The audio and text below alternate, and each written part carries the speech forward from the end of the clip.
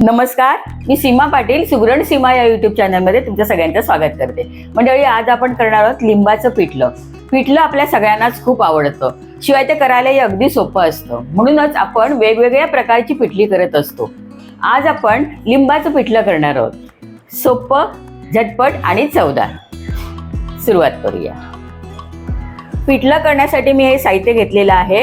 हे 1 वाटी मी बेसन घेतले, हिंग, मीठ, कोथिंबीर, कढीपत्ता, तेल, साखर, 1 कांदा बारीक चिरून घेतलेला आहे, लिंब, आलं, लसूण आणि मिरचीचा हा ठेचा आहे, धणा पावडर, हळद, राई आणि हे जिरं आहे.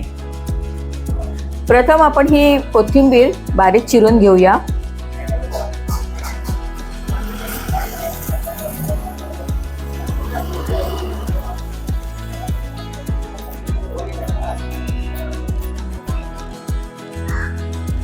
एक वाटी बेसन घेतले, ते आपण बाउलमध्ये काढूया.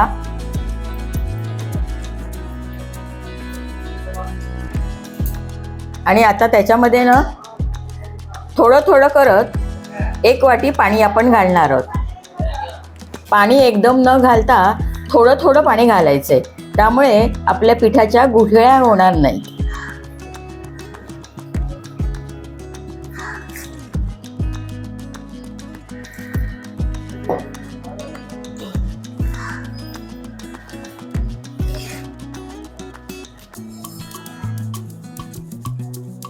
हे पिठलं अगदी झटपट होतं आणि अगदी स्वादिष्ट लागतं.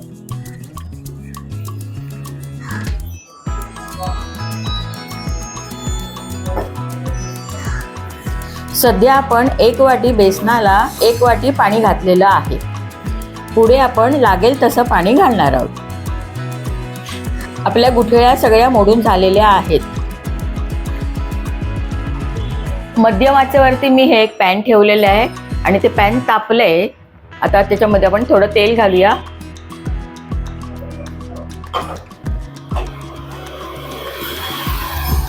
तेल छान पसरून घेऊया.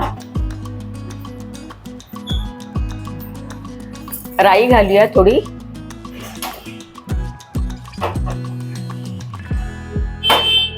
राई छान तडतडू दे. पिठल्याला आपण एकदम फर्मास फोडणी देणार आहोत, म्हणजे आपलं पिठलं रुचकर होणारच. राई छान तडतडली की तिचा स्वाद फोडणीत उतरतो. तडतडली आहे ती. आता आपण जिरं घालूया.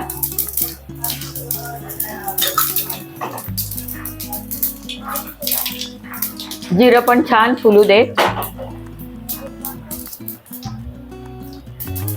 बारीक चिरलेला 1 कांदा कापूया.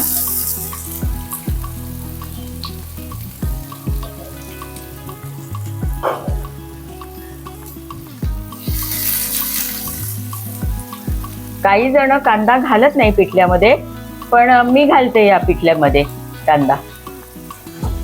त्याचा गोडसरपणा पिठल्यामध्ये छान उतरतो आणि मग पिठलं आपलं एकदम छान स्वादिष्ट होतं.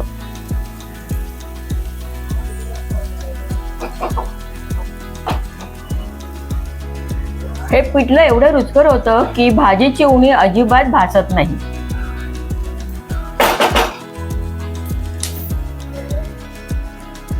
एक 7-8 कढीपत्त्याची पानं घालूया.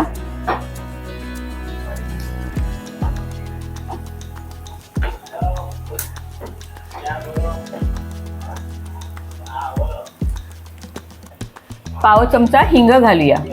बेसन आहे, पचायला कठीण असतं बेसन, म्हणून आपण पाव चमचा हिंग घालूया.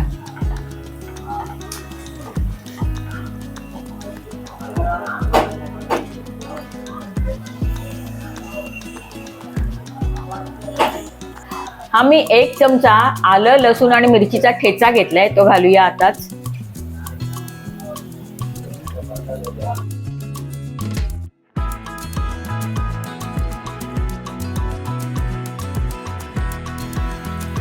कांदा जरा आता मऊ झालेला आहे.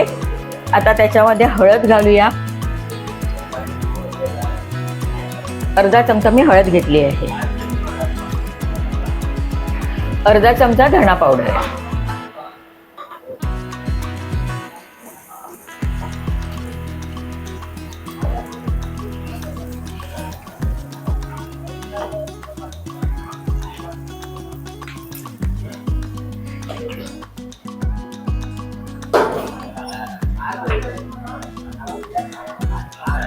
छोटा अर्धा चमचा मीठ टाकूया. नंतर आपण चव टाकून मीठ ॲडजस्ट करणार आहोत.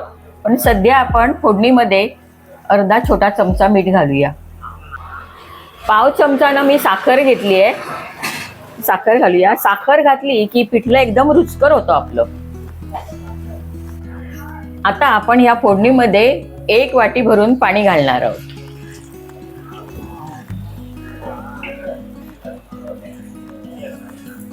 छान ढवळून घेऊया.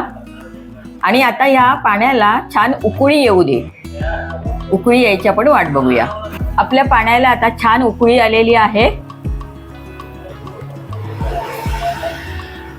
आता आपण ही बेसनाची पेस्ट केलेली आहे ना, ती या पाण्यामध्ये घालणार आहोत.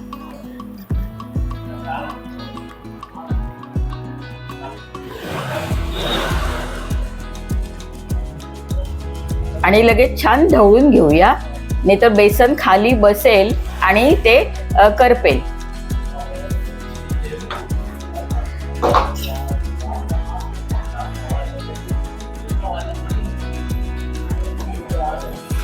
बेसनाला उष्णता लागली की ते लगेचच दाट व्हायला सुरुवात होतं. म्हणून ते दाट होईपर्यंत आपण वाट बघायची. पण ते असंच त्याला सोडायचं नाही. ते सतत आपण ढवळत राहायचं पिठलं. पिठल्यामध्ये आपण मीठ मसाले सगळं घालून झालेलं आहे. आता आपलं अजून 1 वाटीभर मी पाणी घालते आहे या पिठल्यामध्ये. हे पिठलं ना आपण दाट करणार नाही आहोत, तर वरणासारखं पातळ करणार आहोत. जेणेकरून आपल्याला ते भाकरी किंवा चपाती कुस्करता येईल, तसंच ते भाताबरोबर खाता येईल, असं हे पातळ आपण पिठलं करणार आहोत.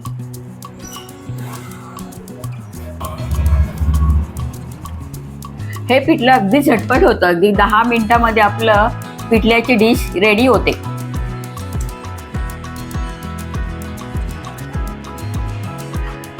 चार 5 मिनिटं आपलं पिठलं गॅसवरती शिजतंय आणि आता ते खदखदायला लागलंय. याचा अर्थ पिठलं आपलं शिजलेलं आहे. खदखदायला लागलंय म्हणजे आतली वाफ बाहेर पडायला लागलेली आहे. आपलं पिठलं शिजलेलं आहे. आता आपल्या पिठल्याला आपण फायनल टच देऊया. तो म्हणजे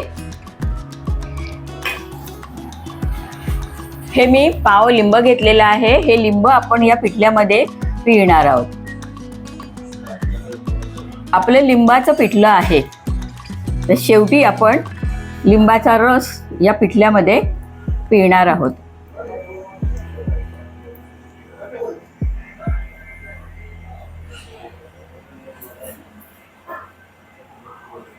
आणि वरून आपण बारीक चिरलेली ही कोथिंबीर घालणार.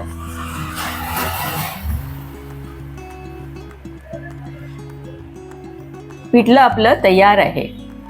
लिंबाचं स्वादिष्ट रुचकर पिठलं तयार आहे.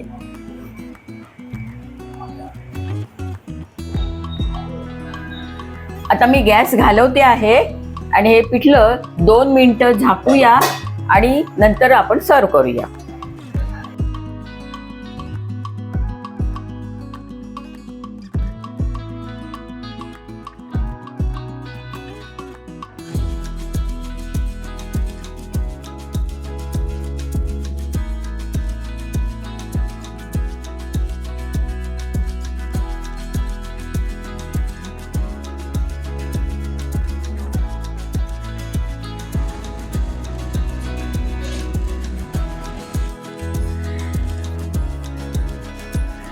आपलं लिंबाचं रुचकर पिठलं तयार आहे. हे पिठलं तुम्हाला आवडलं असेल तर मला नक्की कळवा.